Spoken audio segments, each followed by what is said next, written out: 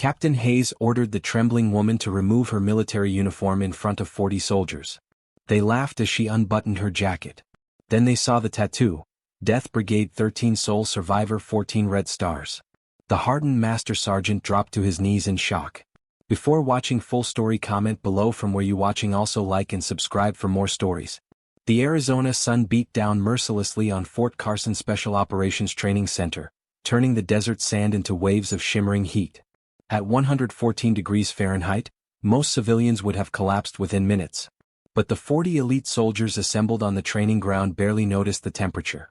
They were too busy laughing at the woman standing before them. "I said take off that uniform. Right now." Captain Derek Hayes's voice cut through the desert air like a whip crack. At 28 years old, he was the youngest captain in the facility's history, known for his aggressive leadership style and zero tolerance for what he called civilian interference. The woman he was addressing appeared to be in her mid-40s, though her weathered face made it difficult to tell. Her faded combat uniform hung loosely on her thin frame, the fabric worn at the elbows and patched in several places. Her light brown hair was pulled back in a simple ponytail, and her hands trembled slightly as they rested at her sides. "You hear me?" Derek stepped closer, using his 6'3" height to tower over her 5'4" frame. "Civilians don't get to play dress up on my training ground. That uniform is earned with blood and sacrifice, not purchased at some surplus store." Sergeant Marcus Williams, standing among the assembled soldiers, pulled out his phone to record the confrontation. At 24, he'd already completed 2 combat deployments and considered himself a hardened warrior. This looked like entertainment. "Captain's about to destroy this lady," he whispered to his buddy, Corporal Jake Chin. "Look at her shaking. Probably some contractor who thought wearing BDUs would make her fit in." The woman remained silent, her brown eyes calm despite the public humiliation. She slowly reached down to pick up her worn backpack from the ground, her movements careful and deliberate. The tremor in her hands became more pronounced as she set the bag aside. "Last warning," Derek said, his face flushing red with anger. "Remove that uniform or I'll have you escorted off this base in handcuffs for stolen valor." Lieutenant Sarah Martinez, one of the few female officers present, felt uncomfortable with the confrontation's intensity but said nothing. The unwritten rule at Fort Carson was simple: don't question Captain Hayes in front of the troops. The woman finally spoke, her voice carrying a slight rasp as if from old damage to her vocal cords. "As you wish, Captain." Her fingers moved to the buttons of her jacket with practiced precision. Despite the trembling, each movement was economical and efficient in a way that suggested deep muscle memory. As she began unbuttoning, the morning sun caught the side of her face, revealing a thin scar that ran from her temple down to her jawline. The jacket came off slowly, revealing a black tank top underneath. And then, as she turned to fold the jacket, the entire training ground fell silent. Across her back and shoulders was a massive tattoo rendered in stark black ink. At the center was a skull with the Roman numeral 13 on its forehead. Below it, in letters that looked carved rather than inked, were the words, Death Brigade 13, and Sole Survivor. Surrounding the central image were 14 blood-red stars arranged in a perfect circle. The silence stretched for 3 heartbeats. Then Master Sergeant Victor Kane, a 52-year-old veteran with 30 years of service, went completely pale. His coffee cup slipped from his fingers, shattering on the concrete. "Dear God," he whispered, his voice barely audible. Then, to the absolute shock of everyone present, the decorated Master Sergeant dropped to one knee. "What the hell?" Derek turned to Victor, confusion replacing his anger. "Sergeant Kane, what are you doing?" But Victor's eyes remained fixed on the tattoo, on the woman standing calmly before them. His hands, steady enough to have performed field surgery under fire, were shaking. "Major Catherine Ross," Victor said, his voice thick with emotion. "It's been 8 years, ma'am. I didn't recognize you." The name hit the assembled soldiers like a physical blow. Even the youngest recruits had heard whispers of Death Brigade, the most classified special operations unit in military history. Missions that officially never happened. Operators whose names were erased from all records. Success rates that hovered around 12%. Catherine Ross turned to face the group fully, her expression unchanged. She reached into her backpack and pulled out a small orange prescription bottle. The label was partially visible: Specialized Nerve Agent Damage Treatment, NASA/DoD approved. Each pill cost $400 and was only prescribed to soldiers who'd survived chemical or nerve agent exposure that should have killed them. She dry swallowed one pill with practiced ease, a daily ritual born of necessity rather than choice. At ease, Sergeant Kane, Catherine said quietly. No need for that. But Victor remained on one knee. Ma'am, with all due respect, there's every need. What you did, what you survived. His voice cracked. I served with Rodriguez. He was my friend. I know what happened in Venezuela. The word Venezuela meant nothing to most of the soldiers present, but Victor's reaction spoke volumes. Derek Hayes felt his earlier confidence evaporating, replaced by a cold knot of uncertainty in his stomach. Someone want to explain what's going on? Derek demanded, though his voice lacked its previous authority. Catherine folded her jacket with careful movements and set it on a nearby equipment crate. The full expanse of her tattoo was now visible in the harsh sunlight. Each of the 14 red stars was slightly different, personalized. They weren't just decorations. They were monuments. Death Brigade 13, Victor said, his voice steadier now as he rose to his feet. Operation Crimson Dawn. 15 operators sent into a Venezuelan compound to eliminate a terrorist cell planning to release weaponized anthrax in 6 American cities. Intelligence said 50 hostiles. There were 300. The training ground had gone completely silent. 40 elite soldiers, men and women who prided themselves on their toughness, stood frozen. 15 went in, Victor continued. 1 came out. But not before holding a defensive position alone for 9 hours after the rest of her team was killed. Not before completing the mission and ensuring the anthrax was destroyed. Catherine's hand moved unconsciously to her left side, where beneath her tank top, other scars were visible. Bullet wounds. Shrapnel damage. The physical reminders of a night that had become legend in classified circles. Marcus Williams had stopped recording. His phone hung limply at his side, his face pale. The tremor in her hands, Victor said, looking at the assembled soldiers, isn't from age or fear. It's permanent nerve damage from the anthrax exposure she suffered while destroying those weapons. She was clinically dead twice during extraction. The doctors said she'd never walk again, never hold a weapon again, never serve again. Catherine finally spoke, her voice carrying clearly despite its rasp. Yet here I am. Colonel Patterson cleared me to observe your selection process for Operation Black Tide. Derek felt like the ground was shifting beneath his feet. Operation Black Tide was the reason these 40 soldiers had been assembled. A classified mission requiring 20 volunteers for what intelligence was calling a minimal survival probability scenario. Ma'am, Derek said, his earlier aggression completely gone. I didn't know. I apologize.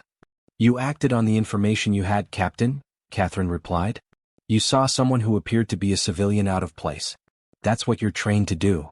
She pulled from her backpack a leather wallet worn smooth with age and extracted a challenge coin. It was black with red enamel inlay, bearing the same skull and designation as her tattoo. Only 16 of these coins had ever been made. After Operation Crimson Dawn, only one person remained alive to carry one. I'm here, Catherine said, addressing the group, because Death Brigade 14 is being formed. And someone needs to select the volunteers who understand what they're signing up for.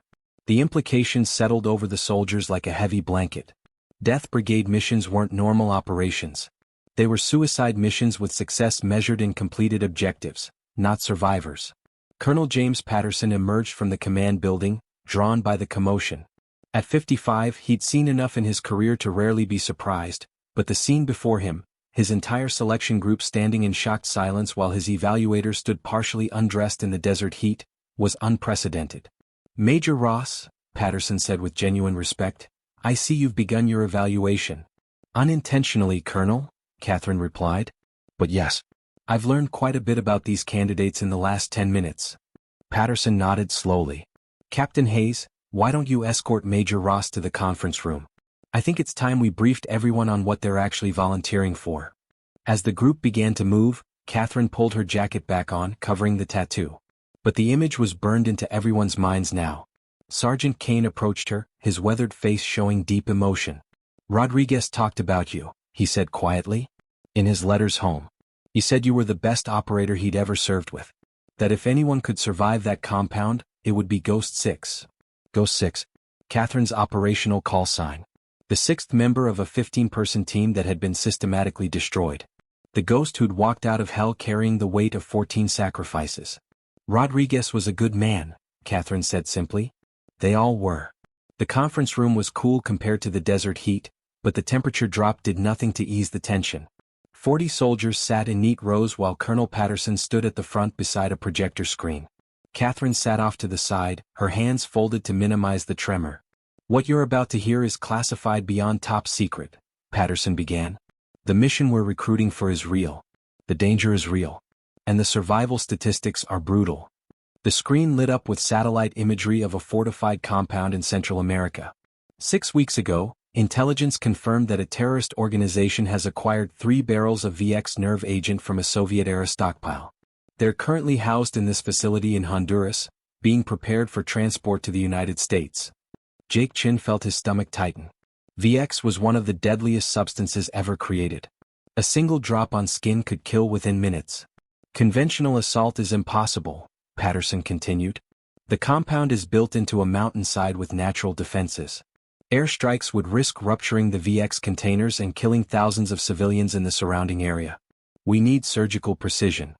The screen changed to show facility schematics. 20 operators will infiltrate through underground drainage tunnels. Objective: locate and neutralize the VX using specialized chemical destruction equipment. Then hold the position until a hazmat team can arrive to ensure complete destruction. "How long would we need to hold?" Sarah Martinez asked, her voice tight. "Minimum 8 hours. Realistic estimate, 12 to 14 hours. The math was simple and brutal. 20 operators holding a fortified position against an unknown number of hostiles for up to 14 hours, all while managing chemical weapons that could kill them with the slightest exposure. "This is a Death Brigade mission," Patterson said flatly. "Historical survival rate for Death Brigade operations is 12%. That means statistically 2 to 3 of you might come home." The silence that followed was profound. These were elite soldiers trained for dangerous missions. But this was different. This was being told, up front, that you were volunteering to die. Catherine stood, her movements drawing everyone's attention. "Colonel, may I?" Patterson nodded and stepped aside. Catherine moved to the front, her presence commanding despite her physical appearance. "I'm not here to sugarcoat this. Death Brigade missions are designed for situations where conventional operations fail, where success requires a level of sacrifice that most humans can't comprehend." She touched the screen and new images appeared. Faces. 14 men and women in combat gear. Staff Sergeant Michael Rodriguez. Sniper. Could shoot a coin off a post at 2,000 meters. Died holding the north entrance so I could reach the anthrax storage. Corporal Lisa Chong. Communications specialist. Maintained our uplink to command while bleeding out from a stomach wound. Her last words were coordinates for our extraction. Sergeant First Class James Thompson. Demolitions expert. Used his body as a shield when a grenade landed near our objective. Without him, I wouldn't have survived to complete the mission. She went through all 14 names, each with a brief biography and how they died. By the time she finished, several soldiers had tears in their eyes. 14 stars, Catherine said, gesturing to her back though the tattoo was hidden beneath her jacket. 14 reminders of why I'm still here. Why Death Brigade exists. Because sometimes the only way to save thousands is to sacrifice a few. She paused, meeting the eyes of soldiers throughout the room. "So here's what I need from you. Not bravado. Not machismo. Not blind courage. I need honest self-assessment. Can you function when everyone around you is dying? Can you complete a mission knowing you won't see your family again? Can you make peace with death before you even board the transport?" Derek Hayes found his voice. "Ma'am, how did you survive when 14 others didn't?" Catherine's smile was sad. "Luck. Being in the right position when the compound's ammunition dump exploded. Having enough anthrax antidote in my system to survive exposure long enough for extraction. But mainly?" She paused. "I'd already accepted I was dead the moment we entered that compound. When you've made peace with death, it can't surprise you. Can't break you." Over the next hour, Patterson outlined the mission specifics. 20 volunteers would train for 4 weeks before insertion. They'd be equipped with the best gear available. They'd have satellite support, limited air cover, and a promise that if any survived, they'd be extracted at any cost. "But make no mistake," Catherine added at the end, "this mission is designed with the assumption that none of you will survive. The plan accounts for progressive casualties, for degraded capabilities, for fighting while wounded. We're not sending you to win. We're sending you to delay the enemy long enough for the objective to be completed." "Why tell us this?" Marcus Williams asked, his earlier bravado completely gone. "Why not just prepare us differently?" "Because lying would be worse," Catherine replied. Death Brigade has always been volunteer only. You deserve to know exactly what you're signing up for. And if that knowledge breaks you, better here than in the field. Patterson stood again. You have 24 hours to decide. At 0800 tomorrow, I'll ask for volunteers. Step forward if you're willing. Step back if you're not. Either choice is honorable. As the briefing ended and soldiers began filing out, Catherine noticed Derek Hayes lingering. He approached her with visible hesitation. Major Ross, I need to apologize properly. What I said, how I acted, was exactly what I expected, Catherine interrupted. Captain, I came here dressed as I did, appearing as I did, specifically to see how you all react when you think no one important is watching. You showed me who you are under stress. And what did you see? Catherine studied him for a long moment. I saw a leader who values discipline but lacks empathy. Someone who uses aggression to maintain control. In a Death Brigade scenario that could save your team or destroy it depending on how you channel it. Derek absorbed this. If I volunteer, will you train us? If you volunteer, I'll do everything in my power to prepare you for what's coming. But understand, Captain, preparation doesn't equal survival. It just means you'll die completing the mission instead of failing it. That evening, Catherine sat alone in her quarters, reviewing the personnel files of all 40 candidates. She made notes on each one, assessing not just their skills but their psychological profiles, their breaking points, their potential to function in hell. A knock interrupted her work. Enter. Victor Kane stepped in carrying 2 cups of coffee. Thought you might need this, ma'am? Thank you, Sergeant. Catherine accepted the cup gratefully. You knew Rodriguez well? Served with him in Afghanistan before he was tapped for Death Brigade 13. He was. Victor's voice caught. He was the best man at my wedding. When they told us he died in a training accident, I knew it was bullshit. Mike didn't die in training accidents. He died a hero, Catherine said quietly. They all did.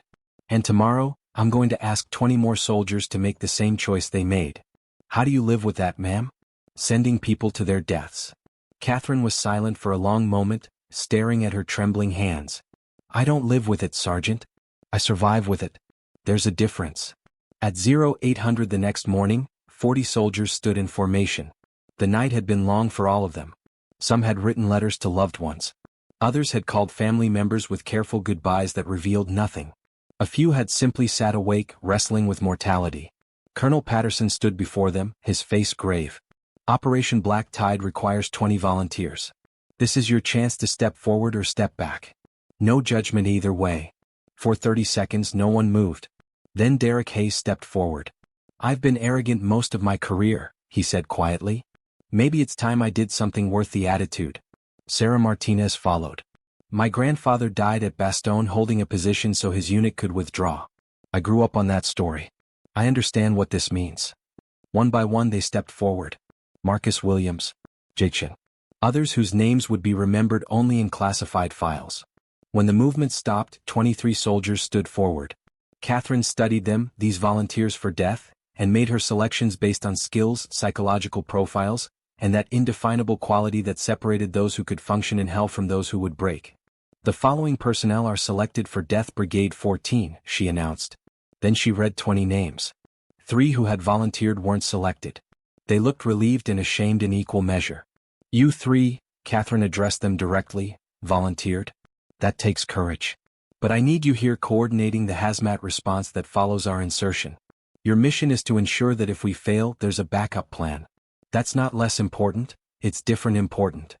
Over the next 4 weeks, the 20 selected underwent training that redefined their understanding of combat operations. Catherine ran them through scenarios where mission success required accepting horrific casualties. Where doing the right thing tactically meant watching teammates die. Where every decision carried impossible weight. She taught them how to function with nerve agent exposure symptoms. How to operate after losing half their team. How to make peace with death while still fighting to complete the objective. Derek Hayes emerged as the natural leader, his aggression tempered by growing wisdom. Sarah Martinez became his second, her analytical mind complementing his instincts. The team developed the kind of cohesion that only forms when people train knowing they'll die together. But Catherine's greatest contribution wasn't tactical. It was psychological. She taught them to view themselves as already dead, as ghosts whose only purpose was haunting the objective until it was complete. You're not fighting to survive, she told them during their final briefing. You're fighting to delay. To hold. To buy time for the mission to succeed. The enemy can't break ghosts. Can't frighten corpses. You are 20 souls who've already left the world. You just haven't stopped moving yet. On the final night before insertion, each team member gave Catherine a sealed letter for their families. Derek's letter to his mother. Sarah's video message to her daughter. Marcus's final words to his brother. 20 goodbyes from ghosts who hadn't stopped breathing yet. The insertion began at 0200. 20 figures in black disappeared into drainage tunnels that would either deliver them to their objective or become their tomb. Catherine watched from the command center, her trembling hands steady on the tactical display. For the first 2 hours, everything went according to plan. Then reality, as it always did, arrived wearing complications. Contact. Tunnel security we weren't briefed on. Derek's voice crackled over comms. 2 down. Continuing mission. 20 became 18. Then 15. Then 12. They fought through defenses that were stronger than intelligence had suggested, but they kept moving, kept fighting, driven by purpose that transcended survival. They reached the VX storage at 0530. Sarah Martinez, wounded in 3 places, began the delicate process of neutralizing the chemical weapons while the others formed a perimeter they knew they couldn't hold. Brigade leader, this is command, Catherine transmitted. Hazmat team is 10 hours out. Can you hold? Affirmative, command, Derek replied. She could hear the resignation in his voice. Beginning final phase. It's been an honor. What followed was 9 hours of combat that would never be fully documented. 12 soldiers, already wounded, holding a position against waves of enemies who understood too late what was happening. Catherine listened to their dwindling communications. Heard Sarah call out targets with steady voice even as her biometrics showed critical blood loss. Heard Derek rally his team through assault after assault. Heard them die one by one, still fighting. By hour 7, only 4 remained. They'd stacked equipment and bodies into makeshift barricades, turning the storage room into a fortress bought with blood. Command, brigade leader. VX is neutralized. Facility is secure. We are, mission complete. Derek's voice was weaker now. By 11:45, Sarah's beacon went dark. By 12:03, Marcus sent his final transmission. Tell my brother I finally found something real to fight for. Derek Hayes held alone for the final 38 minutes. 1 man, wounded in 7 places, out of ammunition, fighting with captured weapons and pure will. His last transmission came at 12:41. Command, brigade leader. Can't hold much longer, but they're not getting through. Not while I'm breathing. Catherine gripped the console as his beacon flickered. Derek, this is Ghost 6. You did it. You held the line. You're a hero. His laugh was more cough than humor. No ma'am. Just a soldier who finally learned when to stop talking and start doing. Tell my mother. Tell her I wasn't afraid. The beacon went dark at 12:47. 5 minutes later, the hazmat team reached the compound. They found the VX properly neutralized and evidence of a battle that belonged in legend. 20 had entered. None had left. But they had held long enough. Catherine Ross stood before the memorial wall 6 weeks later, watching as 20 new stars were added. The families had been told their loved ones died in a training accident. The real story would remain classified for 50 years. Derek Hayes' mother had taken the news with quiet strength. Catherine had delivered the letter personally, staying silent as the woman read her son's final words. He was proud of his service, his mother had said. That's all I need to know. Catherine had wanted to tell her the truth. That her son had saved thousands. That his sacrifice had stopped a terrorist attack that would have killed tens of thousands. That he'd died a hero. But classification bound her to silence, leaving only the stars to tell the story. As the ceremony concluded, Catherine remained alone with ghosts and memories. She pulled from her pocket a small case containing a 15th gold star. Not for a team member but for herself. For surviving. For selecting 20 heroes and sending them to their deaths. For carrying their final words to families who would never know the truth. She pinned the star to the wall beneath the others. A month later, intelligence reports filtered through channels about unusual activity at a biological weapons facility in Syria. The kind of facility that couldn't be destroyed conventionally without releasing pathogens that would kill millions. Catherine Ross stood in her office at Fort Carson, her trembling hands holding briefing documents for what would become Death Brigade 15. Outside, new candidates were arriving. Young men and women who thought themselves elite, unbreakable, immortal. They had no idea what they were about to face. Someone had to select them. Someone had to prepare them. Someone had to carry the weight of sending heroes to their deaths. The cycle continued. Death Brigade endured. Anne Catherine Hayes, Ghost 6, sole survivor of Death Brigade 13, prepared to select the next 20 souls willing to trade their lives for others. Because someone had to stand in the breach. Someone always had to stand in the breach.